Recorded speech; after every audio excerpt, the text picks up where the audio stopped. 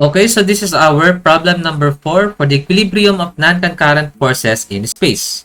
The compound bar is supported by a truss bearing at a slider bearing at B, and the cable CD. Determine the tension in the cable and the magnitude of the bearing reaction at A. Okay? Actually, mas maganda, solve natin lahat. Okay? Pati yung ating bearing reaction at B. Neglect the weight of the bar. Yan. So, draw natin yung ano niya, free body diagram. So, this is our cable. Okay, sorry, DC. This is DC pala. Yan, DC. Then, yung ating B is slider bearing. So, yung sabihin, mag-i-slide siya sa x-axis. So, ang kaya lamang suportahan ng ano na to, support na to is para sa Z. So, this is BZ. And para sa Y. So, this is BY. Then yung ating A is truss bearing. So, ibig sabihin, kaya niyang suportahan pati yung sa X. Okay? So, ibig sabihin, meron tayong reaction para sa X. So, this is AX. Kaya rin yung suportahan yung para sa Z. So, this is AZ. And, ito naman yung para sa AY natin. Okay? So, dito, obvious na mas madaling masolve yung DC. Okay? Bakit? Kasi ang gagawin natin, magmo-moment tayo sa point A about X. Ayan. At ang unknown na lang natin na iikot nun sa A is yung DC. Hindi ba? Kasi yung BZ and BY is katapat lang naman ng point A. No? Patapat lang siya. So, magka-cancel out yung kanyang mga moment arm. Okay? Or zero yung kanilang moment arm. Okay? Pero bago yun, kunin natin yung coordinates ng DC. So, in terms of X, okay, from C to D, this is, 2 meters. So, 2. In terms of Y, okay, ito yung Y natin eh. So, C to D, okay, 3.5. And in terms of Z, 2.8. Then, solve natin yung kanilang, diagonal. So, ilan yun? 2, 3.5, and 2.8. 2, 3.5, and 2.8. Okay, 4.91. So, 4.91. Okay. Then, mag-moment na tayo sa point A about x-axis. Is equals to 0. Clockwise is positive. Ang ikot ng 270 Newton is clockwise sa A. So, that is positive 270 multiplied by moment arm na 3.5. Then, yung DC natin iikot ng counterclockwise. So, yung DC natin is ito. Okay? Upward. Okay? Papunta rito. Forward. Then, papunta sa left. Okay? So, ang iikot na lang dyan is ito. Yung, DCZ. Okay? So, ngayon, counterclockwise. So, this is Z. So, gawin natin Z component, no? So, Z component is 2.8, no? So, 2.8 over 4.91. Then, multiplied by moment arm na 3.5 is equals to 0. So, masolve kagad natin DC, hindi ba?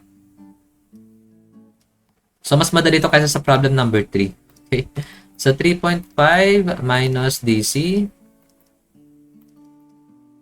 Okay, 4.91 multiplied by 3.5 is equals to 0. Yan. So, 473.46.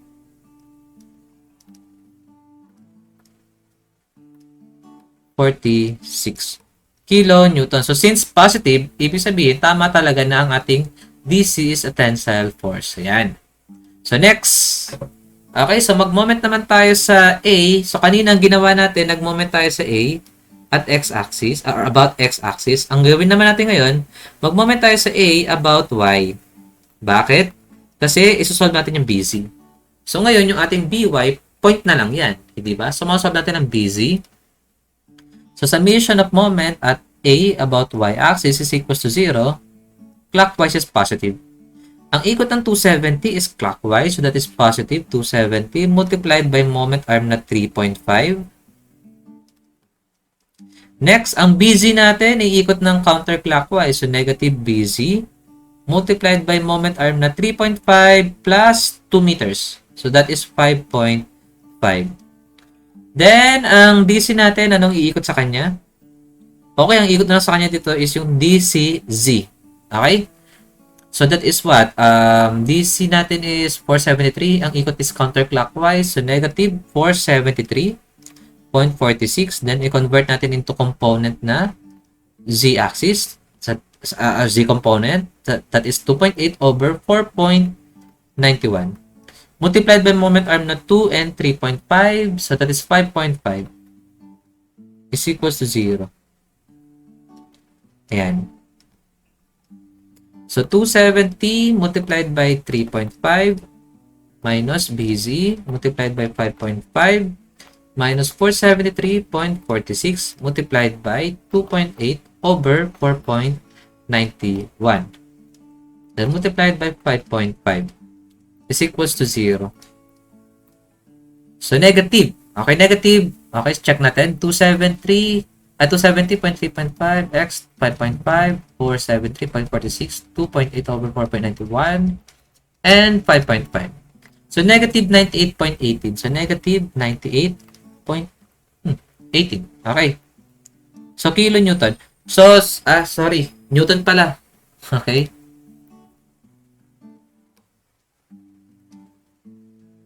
This is Newton. Okay? Yan. So, this is Newton. Newton. So, since nag-negative yung ating BZ, ibig sabihin mali yung kanyang direction. Okay? It should be directed downward. Okay, lagyan nandito. Panibagong direction. Oops. So, yung ating BZ should be downward. So, yun yung tamang direction ng BZ. Okay? So, nilagay lang natin dito. Next. Okay, masolve natin yung BY. Mag-moment lamang tayo sa A about Z.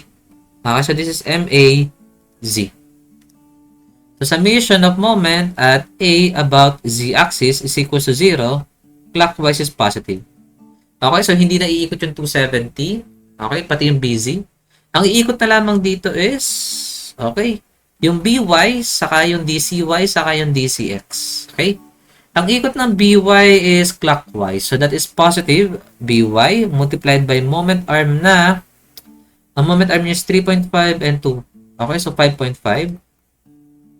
Then, ang ikot ng DCY is counterclockwise. So, minus, okay, negative 473.46 multiplied by Y component, no? So, that is, 3.5. Okay? Over 4.91 multiplied by moment arm. Ang moment arm is 5.5.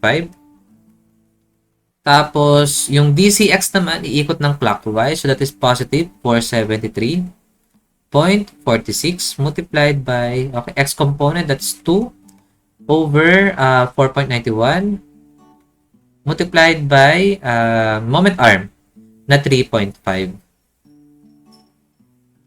Then, equivalent to 0.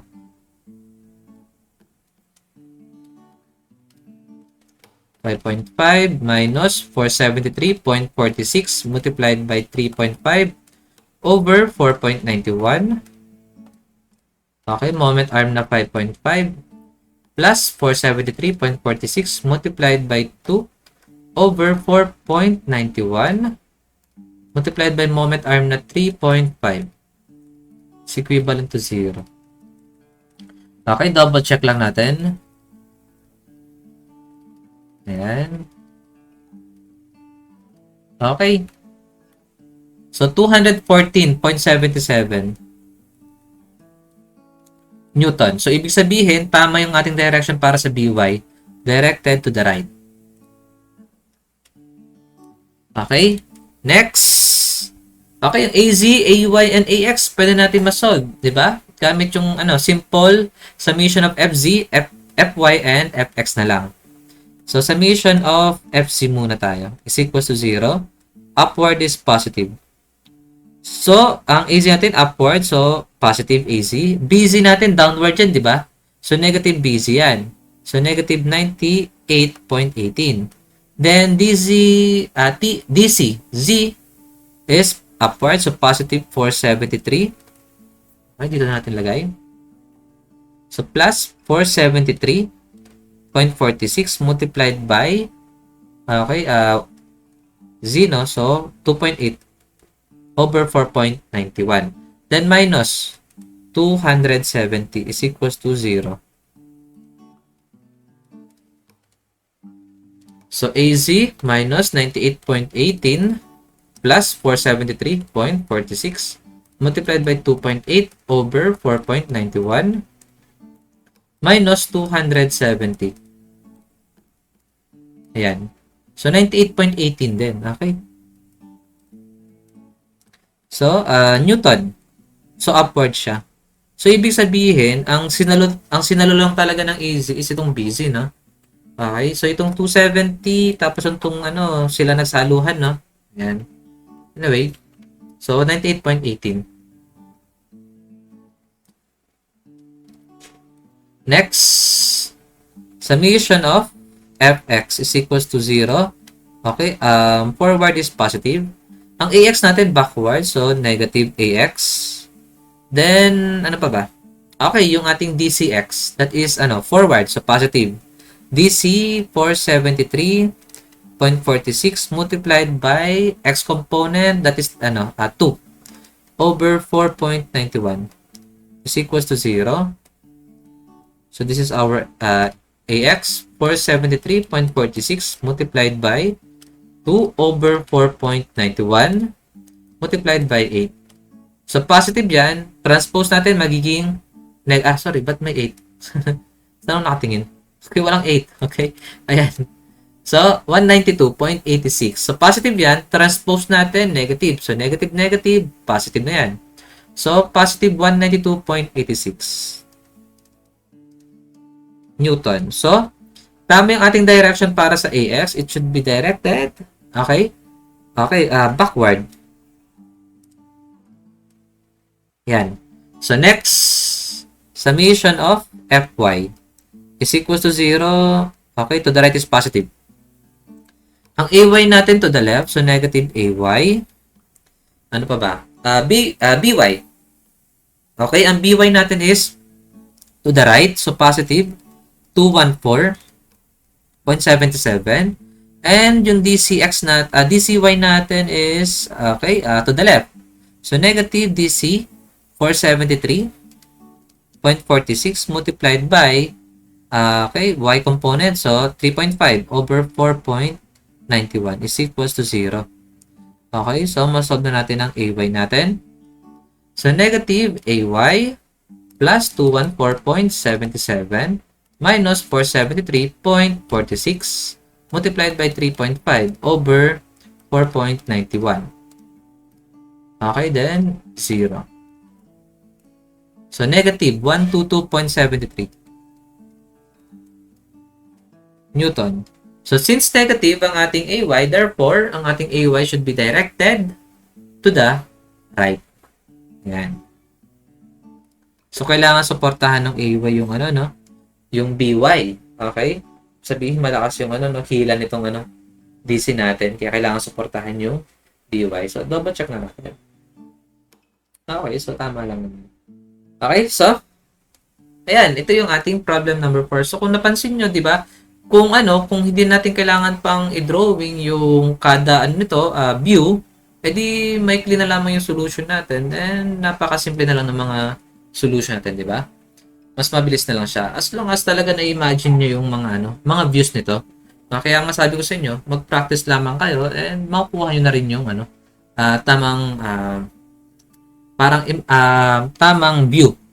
Okay, ng mga forces natin sa kada plane. Okay? So, this is our problem number 4 for the equilibrium of non-concurrent forces in space. So, thank you for watching.